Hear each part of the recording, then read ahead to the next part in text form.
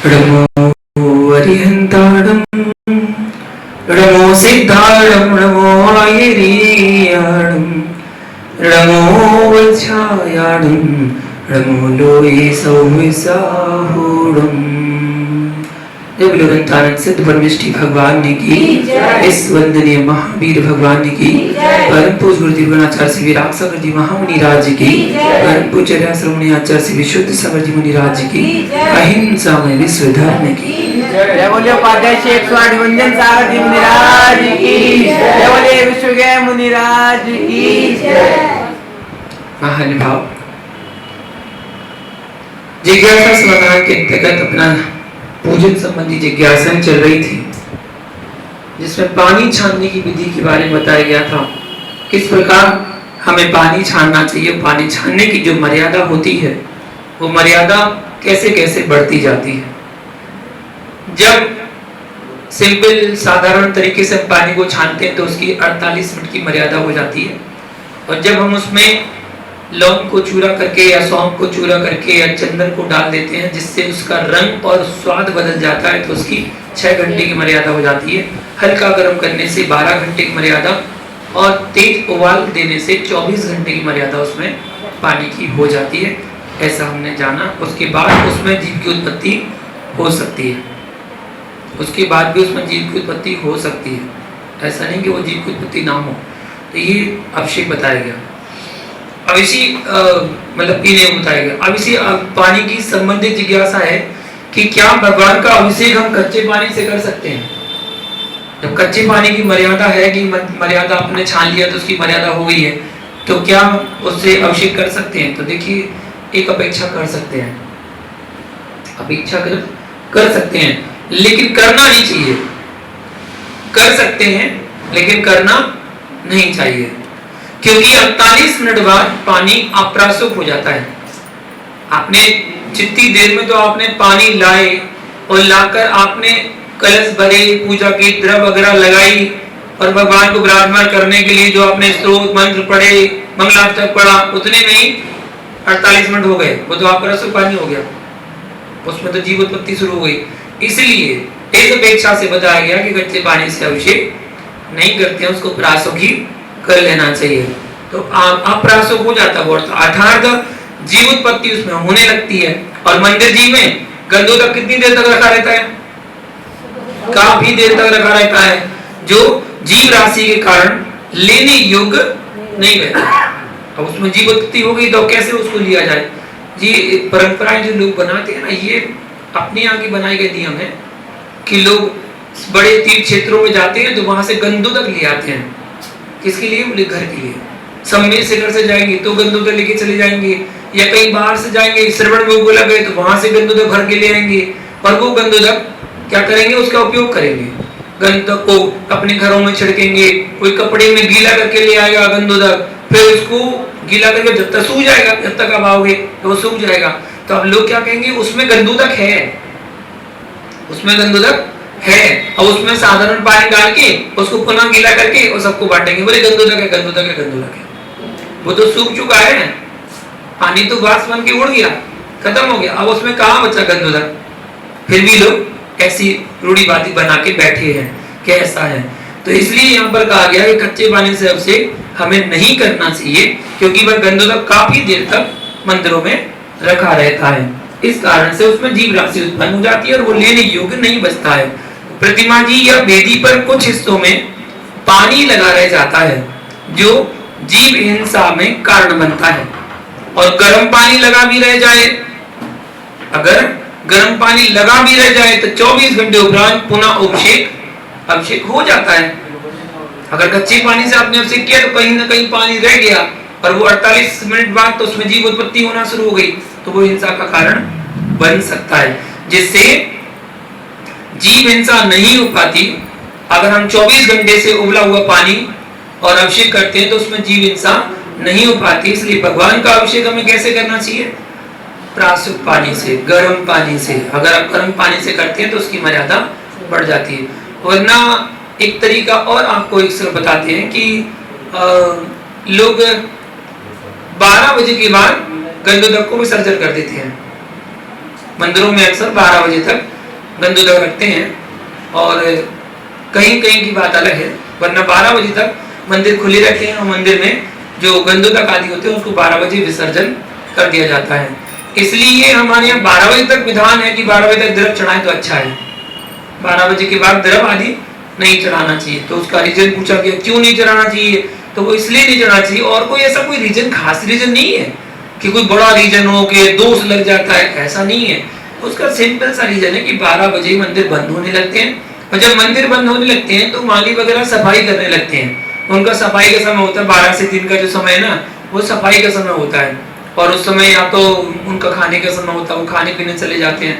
तो इसलिए साफ सफाई होती है और साफ सफाई को रोक दिया जाता है कि अब दर्शन करने वाले रुक गए। अब क्या होगा कि आपने चावल चढ़ाए 12 बजे के बाद, उसने तो साफ सफाई कर दी और आपने चावल चढ़ा दिए, चावल चढ़ा के चले गए। अब चले गए, कोई आया, बच्चा आया, उसका हाथ लग गया, पूरे में चावल फैल गए, तो वो गंदगी हो गई, उसने तो सफाई की थी। तो इस अपेक्षा से उस जगह पर चावल आदि चढ़ाने के लिए निषेध किया गया कि चावल नहीं चढ़ाएं। लेकिन जहां पर सफाई होती रहती है वहां कोई बुराई नहीं, आप चावल चढ़ाओ, कोई दिक्कत नहीं। समय से घर में 12 घंटे चावल चढ़ते कि नहीं, 12 घंटे आप पहाड़ पे जाओ, सुबह 4 बजे से 5 बजे से चावल चढ़ना शुरू हो जाते हैं, लोग शाम को 5 बजे तक बंदना करते हैं और 5 बजे तक चावल चढ़ते रहते हैं, तो उसमें तो कोई बुराई नहीं है। कहीं भी तीर्थ क्षेत्रों में जाओ, वहां पर सुबह शाम दर्शनार्थी आते रहते हैं, दोपहर में आ रहा, कोई शाम को आ रहा, कोई सुबह आ रहा, तो द्रव्य चढ़ाता है, उसमें कोई बुराई नहीं है। जहाँ सफाई होती रहती है तो वहाँ कोई परेशानी नहीं है, लेकिन जहाँ सफाई नहीं होती है वहां पर द्रव्य आदि चढ़ाने के लिए निषेध किया गया। लेकिन वहां पर आपको विवेक पूर्वक चावल ना चढ़ा के, अगर आपको द्रव्य चढ़ानी है तो आप श्रीफल चढ़ाइए या आप बादाम चढ़ाइए। अगर आपने बादाम चढ़ाई और किसी का हाथ लग भी गया तो 4-5 बादाम चढ़ाओगे, वो गिर भी गई तो आप अपने आप खुद उठा के रख दोगे। अगर उसकी जगह चावल चढ़ाए होंगे, चावल फैल जाएंगे, तो चावल उठा के रखोगे क्या, कोई नहीं रखेगा, चावलों फैले डलेंगे। इसलिए वहां उस चावल की जगह पर आप बादाम या श्रीफल, गोला, इनको चढ़ा के हमें दर्शन कर लेना चाहिए, तो उसमें कोई बुराई नहीं है। तो इसी प्रकार भगवान का जो गंदोदक है वो 12 बजे तक माली लोग विसर्जन करने के लिए रख देते हैं। श्रावक के पास इतना टाइम नहीं होता, वो तो पूजा पाठ करके चला जाता है गंदोदक छोड़ के। गंदोदक का विसर्जन तो माली करता है, फिर लास्ट में माली छोड़ता है। तो 12 बजे के बाद विसर्जन कर दिया जाता है। तो पानी को इतना तो प्रयास कर लिया जाए कि उसकी मर्यादा इतनी हो जाए, उसकी मर्यादा इतनी तो होनी चाहिए। बरसात का पानी, कोई भी पानी हो, उसकी मर्यादा कितनी है, बस बिना छने पानी की तो 48 मिनट मर्यादा है।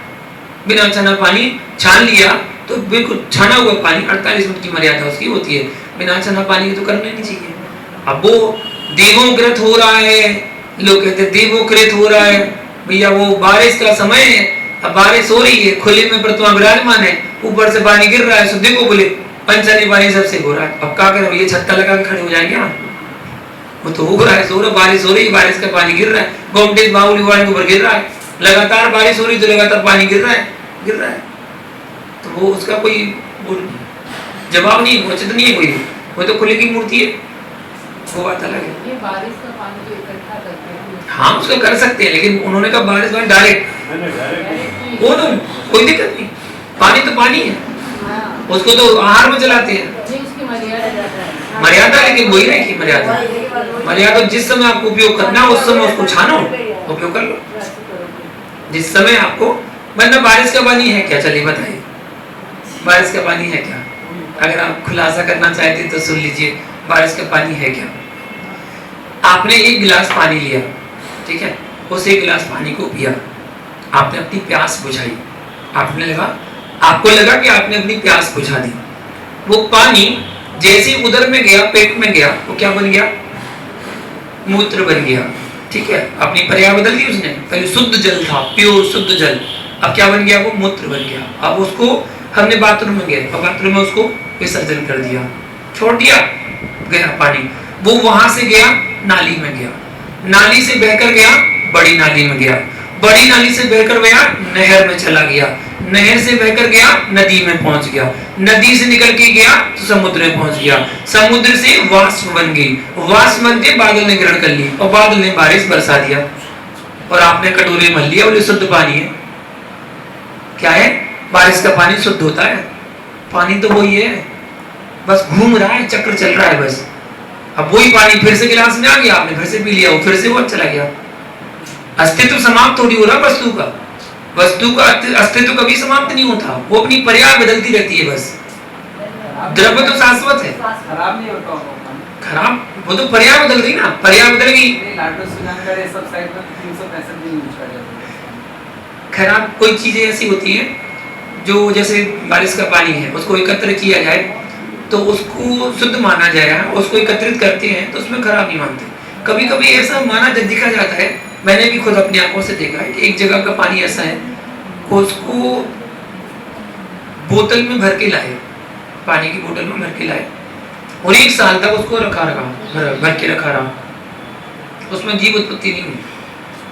और नॉर्मल पानी को आप अगर भर के रख देंगे तो जीव उत्पन्न हो जाएंगे, उसमें कीड़े नजर आएंगे चलते अपने आप ही जीव उत्पन्न हो जाते हैं। तो ऐसा भी कुछ अतिशय मान लो कि अतिशय होता है, या कुछ ऐसा है कि उनके यहाँ जीव उत्पत्ति नहीं होती उस पानी में, ऐसा भी होता है। वरना जीव उत्पत्ति तो देखो, कुएं का पानी हो चाहे तालाब का पानी हो चाहे नदी का पानी हो, कहीं भी हो, जीव उत्पत्ति तो होती है। सम्मोचन जीवों का जन्म तो हो गई होगा। सम्मोचन जीव 1 इंद्री 2 इंद्री 3 इंद्री 4 इंद्री, ये 4 इंद्री तक के जीव सब क्या है? सब सम्मोचन है। सम्मोचन मतलब योग्य जलवायु मिलती ही उनका जन्म होना शुरू हो जाता है। योनि 9 प्रकार की होती है, उसमें शीत योनि जो होगी, ठंडे प्रदेश में उनका जन्म होना शुरू हो जाएगा। पानी में जीव उत्पन्न अपने आप शुरू हो जाएंगे।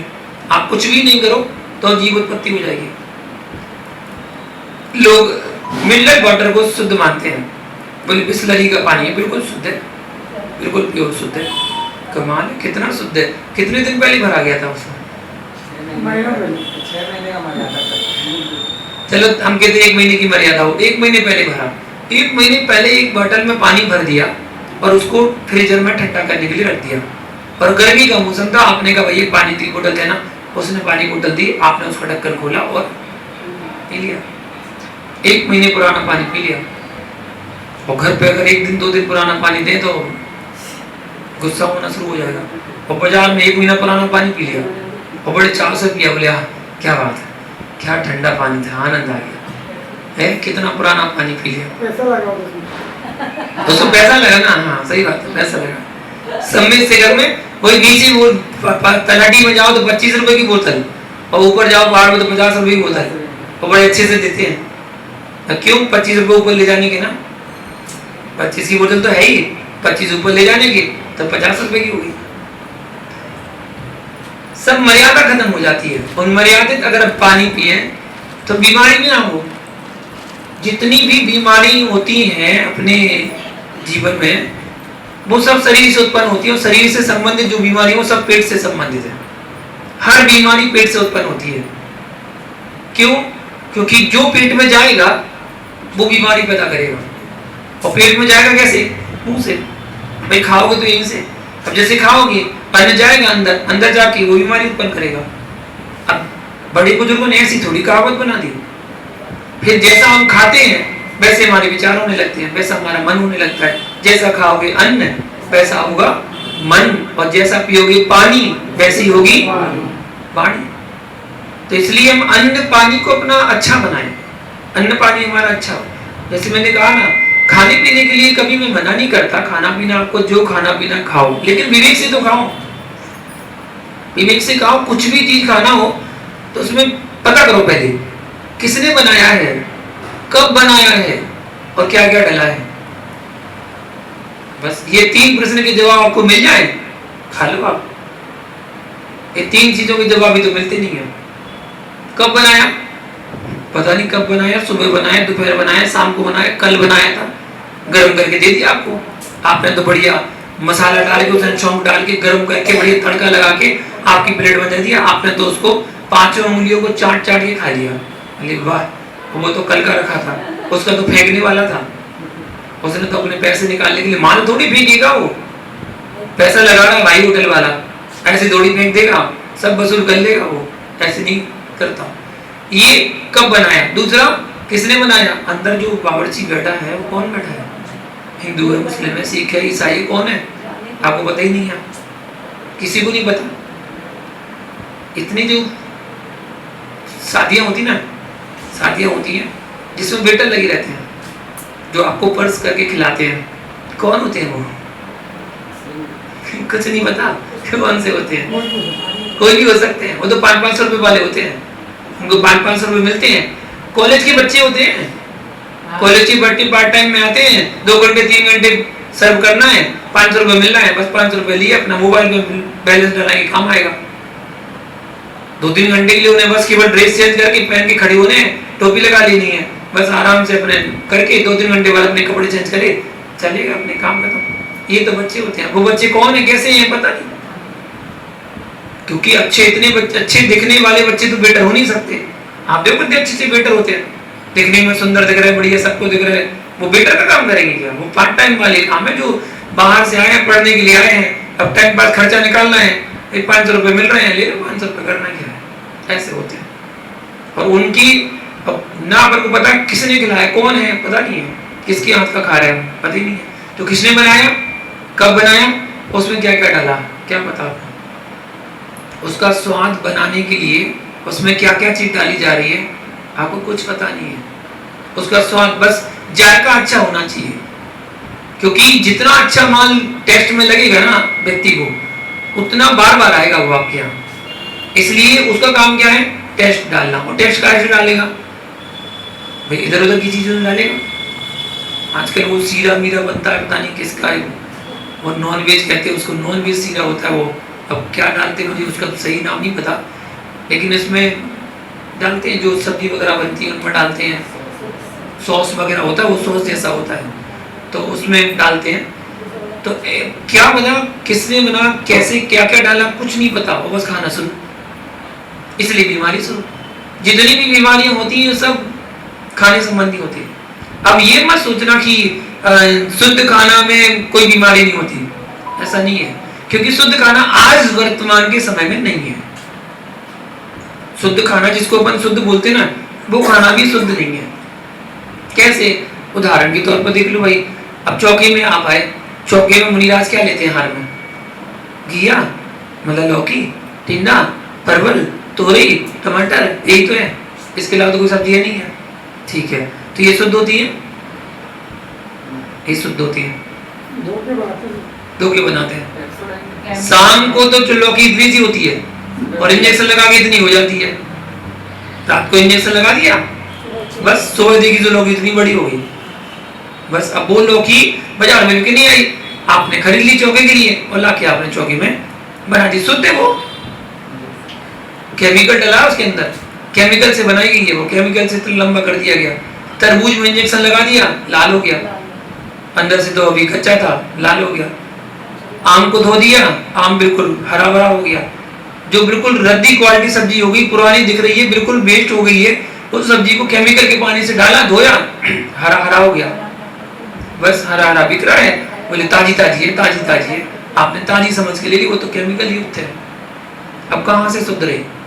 तो इसलिए आज के समय में छोटे छोटे बच्चों को ऐसी बीमारी हो रही है, जो बीमारी आप सपने में भी नहीं सोच सकते कि ये हो गया, ऐसा हो गया, इसको हो गया, इसको कैसे हो सकता है, इसने तो कभी गुटखा खाता नहीं है, तंबाकू खाता नहीं है, जर्दा खाता नहीं है, बीड़ी सिगरेट पीता नहीं है, ड्रिंक करता नहीं है, ये बच्चा तो बहुत अच्छा है, इसको ऐसी बीमारी कैसे हो सकती है, हो गई। क्यों, बाजार का खाता था, बाजार का खाता था, उसमें तो कुछ भी चलता था। इस कारण से जितनी बीमारी होती है खाने पीने से होती है, इसलिए अपने खाने पीने को सुधारना चाहिए। हमारा जैनागम तो बहुत पुराना है, पुराना आपको पुराने नियम तक बताता है, पुराने बहुत पुराने बता दिया गया कि पानी छान के प्रयोग करो। आदिनाथ ने नहीं बताया कि आप सब, जब आदिनाथ ने बताया, वो तो आदिनाथ के पहले भी 24 हो चुकी, क्या उनने गलत बताया था, क्या उनने और कुछ बताया था, ऐसा तो नहीं बताया। उनने भी तो ये बताया था कि एक इंद्रिय जीव होते हैं, पृथ्वी का, अग्नि का, जल का, वायु का, वनस्पति का, एक इंद्रिय जीव होते हैं, ये तो सबने कहा है, आदिनाथ ने भी कहा था, महावीर ने भी कहा था, सबने कहा। तो फिर उनके उनमें अंतर क्या हो गया, कोई अंतर नहीं। अब जाके साइंटिस्ट वैज्ञानिक जो है वो सर्च कर रहे हैं, अब जाके सर्च हो रहा है, क्या सर्च हो रहा है, पानी में जीव होते हैं, एक इंद्रिय में एक इंद्रिय जीव होता है, पेड़ में जीव होते हैं, वनस्पति का जीव होते हैं, कौन सर्च कर रहा है, साइंटिस्ट वैज्ञानिक पहले नहीं मानते थे, पहले नहीं मानते थे, अब सब मानने लगे। हाँ हाँ होते हैं सब मानने लगे। तो हमारे यहाँ जो चीज करोड़ों अरबों वर्षों पहले बता दी गई वो आज साइंटिस्ट सर्च करके बता रहे हैं। हमारे यहाँ बताया समूर्छन जीव होते हैं, समूर्छन जीव जो योग्य जलवायु पाके अपने आप जन्म लेते हैं। तो वो तो आज प्रैक्टिकल करके आप देख लो होते हैं कि नहीं होते हैं, पता चल जाएगा कि होते हैं। हाँ तो समझ में आता। इसलिए पानी को छानकर ही प्रयोग करना चाहिए। ठीक है, समझ में आ गया। अब देखिए कच्चे पानी में विजातीय, समझना, कच्चे पानी में विजातीय पदार्थ लौंग आदि डालकर भी तो अभिषेक कर सकते हैं। अभी बात आई कि कच्चे पानी से अभिषेक नहीं करना चाहिए। ठीक है, तो ये चीज आई कि क्या विजातीय वस्तु को डालकर हम अभिषेक कर सकते हैं?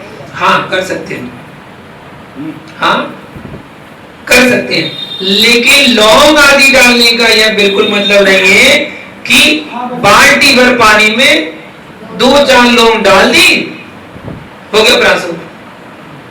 ऐसे नहीं होता प्रासो। हाँ, रंग बदलना चाहिए उसका।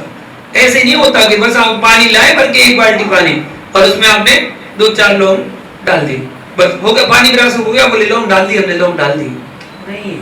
अच्छा एक चीज और, लोग क्या करते हैं गर्म पानी में लौंग डालते हैं। मैंने देखा अक्सर गर्म पानी में लौंग डाल, अब गर्म पानी कर दिया तो लौंग डालने की क्या जरूरत है? लौंग तो तब डाली जाती है जब ठंडा पानी को आप उपयोग करना चाह रहे थे तब की बात है, तब उसमें लौंग डालना चाहिए। अब जब पहले ही आपने गर्म कर दिया तो जरूरत क्या लौंग डालने की? पहचान के लिए अगर डालें तो समझ में आता है। जैसे कि मंदिर में जल और गंधोदक दोनों एक जैसे दिखते हैं, ठीक है, तो गंधोदक में अगर 2 लौंग डाल दी तो पहचान बन जाती, ये सुगंधित जल मतलब गंधोदक है, इसको माना जाता है। तो अब ये सोचे कि हमें उसकी मर्यादा बनानी है, इसलिए हमें प्रासो करके डाला है। कच्चे पानी में अगर लौंग डाल दोगे तो प्रासो नहीं हुई। अभी उसके लिए क्या करना पड़ेगा? रंग बदलना पड़ेगा उसका। जब तक उसका रंग नहीं बदला जाएगा तब तक उसको प्रासुक नहीं माना जाएगा। उसको प्रासुक करने के लिए सबसे पहले उसका रंग बदलना जरूरी है, तभी उसको हम प्रासुक कह सकते हैं। तो कच्चे पानी में विजातीय पदार्थ डालकर हम उसको प्रासुक कर सकते हैं। हाँ कर सकते हैं, लेकिन ऐसा नहीं कि 1 बाल्टी पानी में आपने 2-4 लौंग डाल दी और वो प्रासुक हो गया। पानी का पूरा रंग लौंग के समान होना चाहिए, इतनी लौंग डालते हैं, चूरा करके डालते हैं, पानी प्रासुक तभी माना जाएगा। इसलिए सर्वश्रेष्ठ पानी कोई है तो वो गर्म पानी प्रासुक गर्म पानी, उसको ही हमें अभिषेक करने के लिए उपयोग में हाथ में पकड़ में आना चाहिए, हाथ में लगे कि हाँ, ऐसा भी नहीं, बिल्कुल नहीं करना चाहिए। प्रतिमा खराब होगी, बिल्कुल उबला पानी से करोगी तो खराब हो जाएगी, प्रतिमा खराब होगी, उसका रंग उतर जाएगा, रंग खराब होगा उसका। धीरे धीरे जितना पानी डालेंगे उतनी प्रतिमा का क्षरण होगा। जितनी प्रतिमा को डालेंगे, पाषाण की प्रतिमा में जितना पानी डालोगे उतना प्रतिमा का क्षरण होगा। है तो पत्थर ही, है तो पत्थर। अब पत्थर को काटने के लिए समर्थ कौन है? पानी। पत्थर को भी काट सकता है पानी। तो आप डालो भर कलसा डालोगे तो एक ना एक दिन तो छीन होगी। अब देखो बाहुबली भगवान की प्रतिमा ऊपर से कैसी लगती है और चरणों से कैसी लगती है? ऊपर 12 साल में एक बार अभिषेक हो रहा है, ठीक है, और चरणों का अभिषेक रोज हो रहा है। और चरणों का अभिषेक हो रहा है तो चरणों की जो जितने पंजे है ना भगवान के, सब में दाने हो गए, छिर हो गए। क्यों? छर रहा है, पत्थर है वो, तो 1000 साल पुराना हो गया, 1000 साल हो गए प्रतिमा को। तो 1000 साल पुराना प्राचीन जो पत्थर है वो तो जीर्ण तो होगा, स्वाभाविक सी बात है।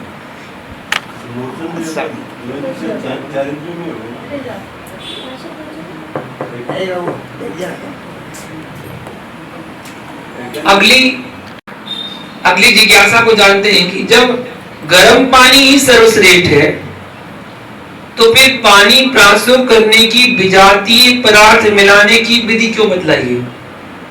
बार बार जब ये बताया जा रहा है कि पानी गर्म पानी ही श्रेष्ठ है, सर्वश्रेष्ठ है, बार बार बताया जा रहा, तो फिर ये विधि बताई क्यों गई? उसमें विजातीय पदार्थ मिला दो, रंग बदल जाएगा तो उसका उपयोग कर सकते हैं, फिर क्या जरूरत थी?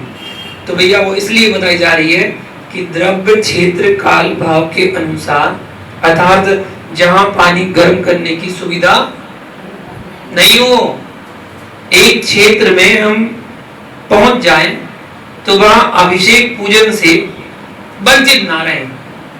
ऐसे क्षेत्र में हम पहुंच गए, मान लो पहाड़ पर पहुंच गए किसी, आपको पता भी नहीं था कि वहां पर प्रतिमावादी है, आपको नहीं ज्ञात था, और आपके पास पानी तो था लेकिन वो प्रासुक नहीं था, या वहां पर पानी मिल रहा था, झरने का पानी था, लेकिन वो प्रासुक करने का कोई साधन नहीं था, और आपके भाव हुए कि मैं अभिषेक करना है, तब उस समय उस परिस्थिति में आप उस झरने के पानी को तुरंत छान कर उपयोग कर लो।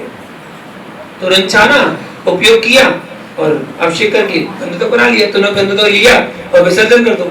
तो किस अपेक्षा से बताया गया? द्रव्य, क्षेत्र, काल और भाव, इसके अनुसार ये बताया गया कि ऐसे क्षेत्र में हम पहुंच जाएं तो वहां अभिषेक पूजन से हम वंचित ना हो जाएं। इस कारण से लौंग आदि मिलाने का विधान किया गया। सुविधाजनक स्थान पर तो क्या करना चाहिए? पानी गर्म ही करना चाहिए, ऐसा विधान है।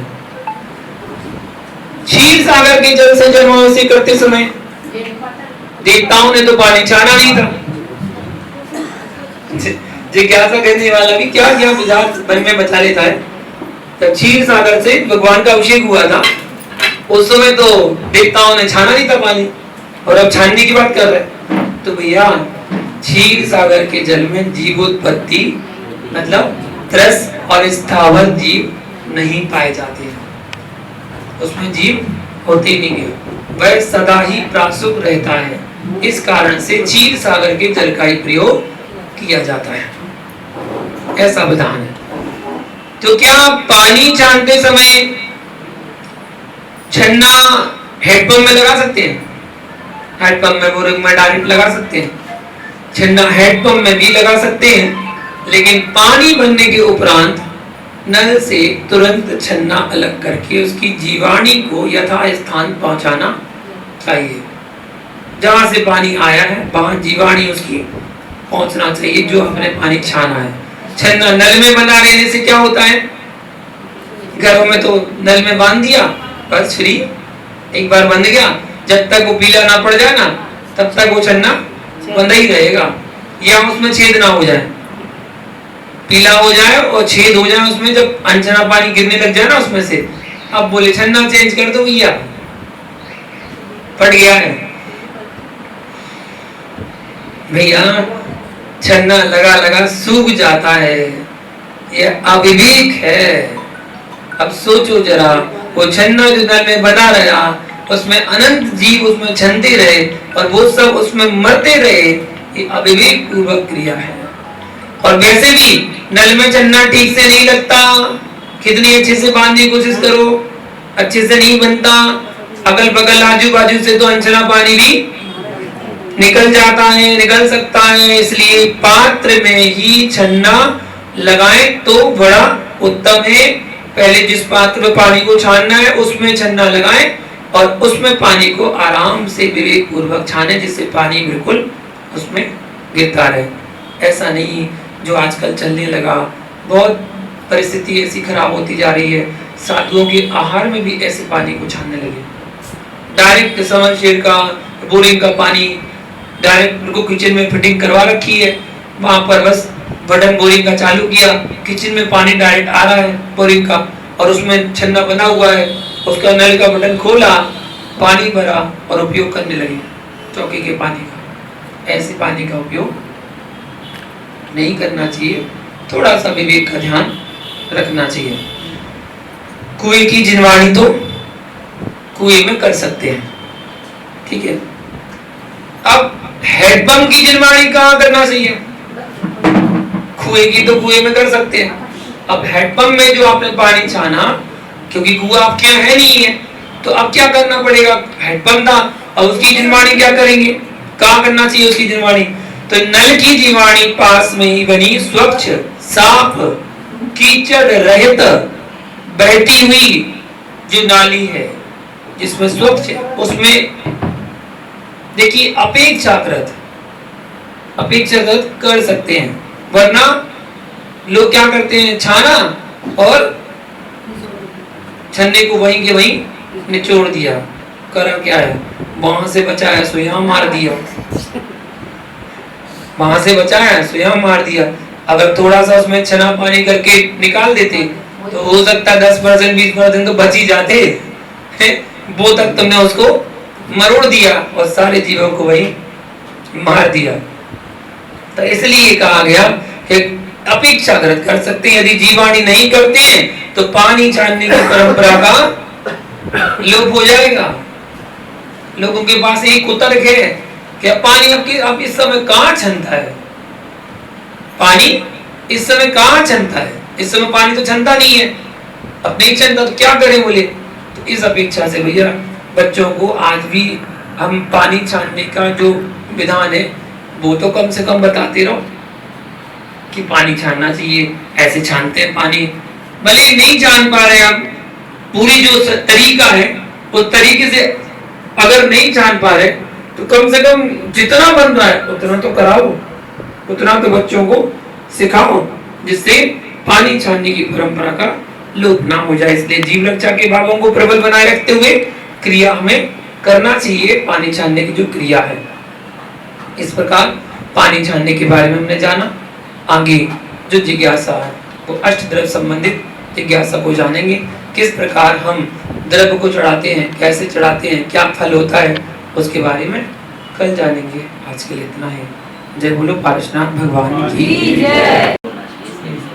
ऐसा कुछ नहीं है, भाव पूजा भी करें तो उसमें भी सवाल शब्द बोलने में कोई जरूरत नहीं है, कर सकते हैं। क्यों कर सकते हैं, क्योंकि चावल तो हाथ में है नहीं आपके, आप केवल चावल की तो कल्पना कर रहे हैं कि मैं अक्षत निर्वामती स्वा, जब अक्षत निर्वामती की स्वा की कल्पना कर रहे हैं तो स्वा बोलने में क्या दिक्कत है, स्वा शांति वाचक बीजाक्षर मंत्र है, अगर उसको बोलते हैं तो मन में शांति उत्पन्न होती है, इसलिए कोई विकल्प नहीं, उसको स्वा बोल सकते हैं।